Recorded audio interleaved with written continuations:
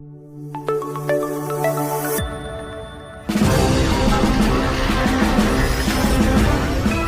1967, Neil Armstrong, the first man to walk on the moon, was celebrated as a national hero.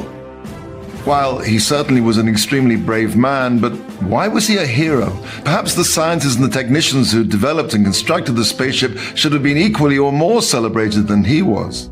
After all, it was their intellect and hard work that made the entire project possible. Armstrong basically followed instructions. In fact, some speculate that it was exactly Armstrong's down-to-earth, excuse the pun, almost prosaic nature that got him the job. The last thing that NASA wanted was some romantic stargazer wandering around the moon going off script. Armstrong was hailed as a hero because he did something spectacular.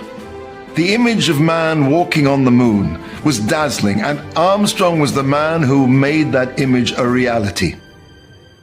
It's much easier to get excited about fulfilling positive mitzvahs than to refrain from violating negative commandments. We feel so much more accomplished when we perform a good deed, davening with kavanah, learning with a gashmak, than when we merely refrain from doing what's wrong.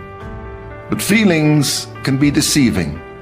Doing a mitzvah aseh may feel more holy, but the Vilna Gaon tells us that in fact we get much more reward for refraining from sin.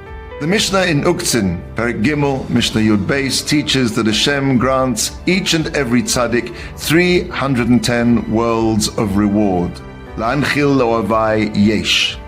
The Gaon writes that a full 300 of those worlds are granted to the tzaddik because he turns away from evil, sur meira, whereas only 10 of those worlds are given to him because he did an aseh tov, he did something good.